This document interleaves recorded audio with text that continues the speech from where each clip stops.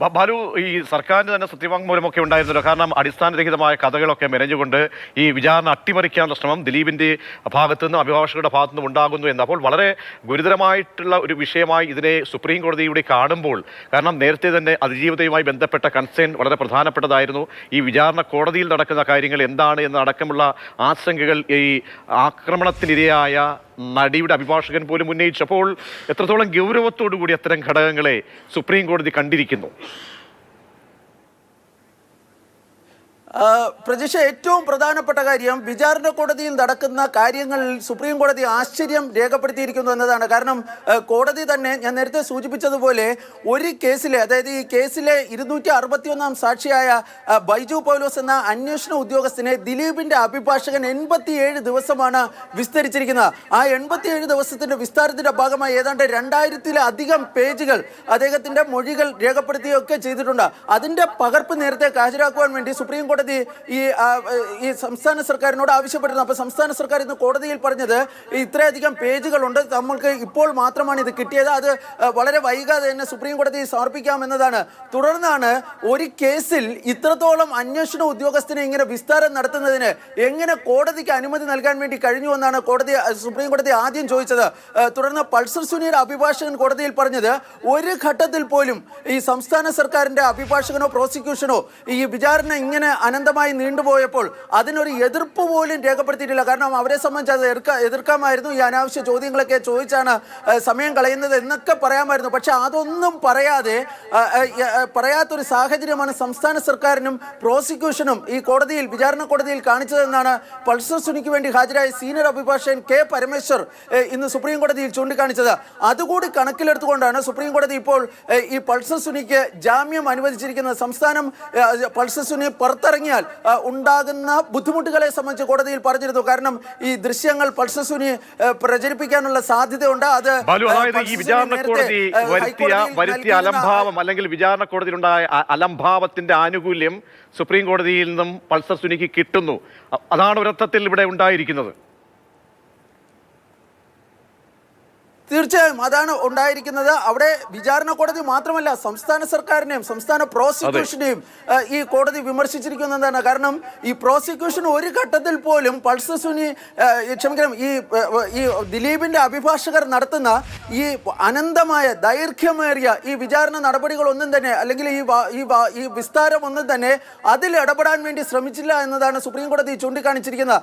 അതുകൊണ്ടാണ് ഇവിടെ പൾസർ സുനിക്ക് ജാമ്യം അനുവദിച്ചിരിക്കുന്നത്. കോടതിയിൽ സംസ്ഥാന സർക്കാരിന്റെ അഭിഭാഷകൻ പറഞ്ഞത് ഈ വിചാരണ എത്രയും വേഗം പൂർത്തിയാക്കും, സുപ്രീം കോടതി ഒരു ടൈം ഷെഡ്യൂൾ പ്രഖ്യാപിച്ചാൽ മതി, അതിന്റെ അടിസ്ഥാനത്തിൽ കാര്യങ്ങളൊക്കെ തീരുമെന്ന് പറഞ്ഞിരുന്നു. പക്ഷേ സുപ്രീം കോടതി പറഞ്ഞത് അങ്ങനെ ഒന്നും പറഞ്ഞിട്ട് കാര്യമില്ല. കാരണം ഇനിയിപ്പോൾ ഇത്രയധികം സാക്ഷികൾ, ഒരു കേസിൽ 262 സാക്ഷികളുള്ള ഒരു കേസാണിത്.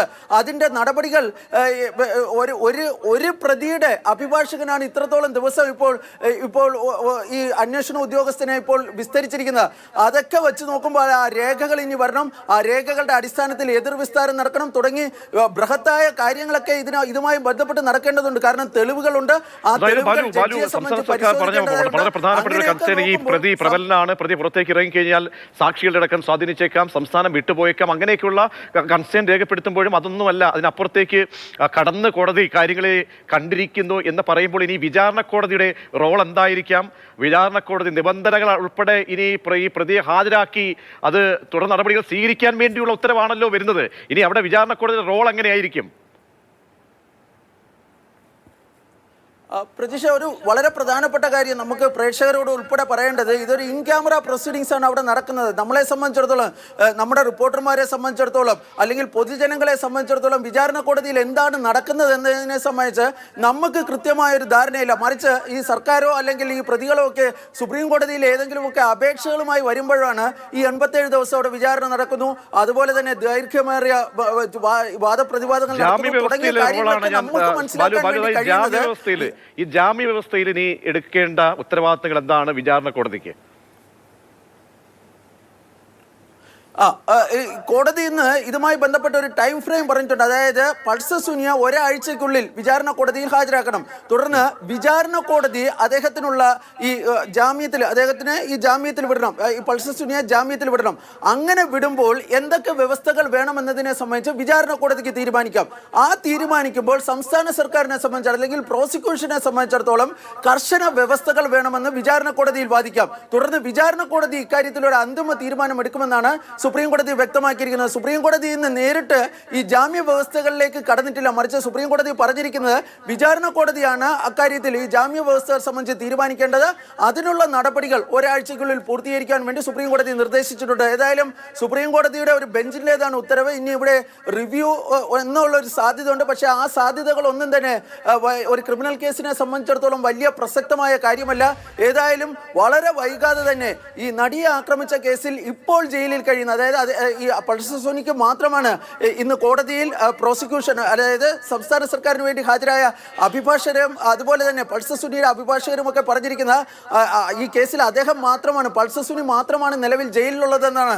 പൾസർ സുനിയും വളരെ വൈകാതെ തന്നെ പുറത്തേക്ക് വരുന്നു എന്നതാണ് വളരെ പ്രധാനപ്പെട്ട ഒരു കാര്യം. ആ കാര്യത്തിന് ഏറ്റവും പ്രധാനപ്പെട്ട മറ്റൊരു വിഷയം എന്ന് പറയുന്നത് ബൈജു പൗലോസിനെ ദിലീപിന്റെ അഭിഭാഷകൻ ചോദ്യം ചെയ്യുന്നത് അല്ലെങ്കിൽ വിചാരണ ചെയ്യുന്നത്. അപ്പോൾ അവിടെയൊക്കെ ഈ സംസ്ഥാന സർക്കാരിന്റെ അഭിഭാഷകന്റെ റോൾ എന്തായിരുന്നു? അതിലൊരു വലിയ രീതിയിലുള്ള വിമർശനം സംസ്ഥാന സർക്കാരിന് നേരെ സുപ്രീം കോടതി ഉന്നയിക്കുന്നത് എന്തൊക്കെയാണ്?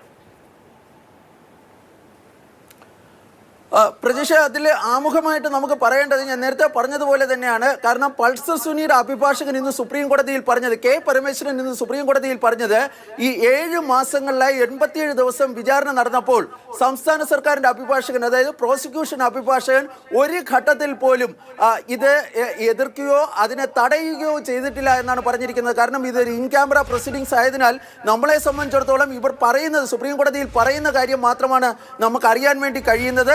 അങ്ങനെ അത്തരത്തിലൊരു ആക്ഷേപം അല്ലെങ്കിൽ ഒരു ആരോപണം പൾസർ സുനിയുടെ അഭിഭാഷകൻ ഉന്നയിച്ചപ്പോൾ സംസ്ഥാന സർക്കാർ അതിനോട് എതിർത്തൊന്നും പറഞ്ഞിട്ടില്ല. അപ്പോൾ സ്വാഭാവികമായും അങ്ങനെ തന്നെയായിരിക്കാം കാര്യങ്ങൾ നീണ്ടുപോയിട്ടുള്ളത്. സംസ്ഥാന സർക്കാരിന് വേണ്ടി മുൻ സോളിസിറ്റർ ജനറൽ രഞ്ജിത് കുമാറാണ് കോടതിയിൽ വന്നത്. കാരണം ഈ കേസിലൊക്കെ നേരത്തെ വന്നിരുന്നവരെയൊന്നുമല്ല, ഏറ്റവും ശക്തമായ രീതിയിൽ പൾസർ സുനിയുടെ ജാമ്യത്തെ എതിർക്കാൻ വേണ്ടി സംസ്ഥാന സർക്കാർ തീരുമാനിച്ചിരുന്നു. അതുകൊണ്ട് തന്നെ രാജ്യത്തെ ഏറ്റവും പ്രഗത്ഭനായ ക്രിമിനൽ അഭിഭാഷകരിൽ ഒരാളായ രഞ്ജിത് കുമാറിനെ സുപ്രീം കോടതിയിൽ ഇന്ന് സംസ്ഥാനം ഹാജരാക്കുകയും ചെയ്തു. പക്ഷേ ഈ വിചാരണ അനന്തമായി നീണ്ടുപോകുന്ന ഒരു കാരണത്താൽ തന്നെ കോടതി അതിനോട് അനുകൂലമായ, സംസ്ഥാനത്തിന്റെ വാദങ്ങളോട് അനുകൂലമായ ഒരു നിലപാടല്ല സ്വീകരിച്ചിരുന്നത്. കഴിഞ്ഞ തവണ ഈ കേസ് പരിഗണിച്ചിരുന്നപ്പോൾ തന്നെ ഏതാണ്ട് കോടതിയുടെ ഒരു മൂഡ് നമുക്ക് വ്യക്തമായിരുന്നു. കാരണം ഈ 7.5 വർഷത്തോളമായി പൾസർ സുനി അകത്ത് കിടക്കുകയാണ്, ജയിലിൽ കഴിയുകയാണ്. അതുകൊണ്ട്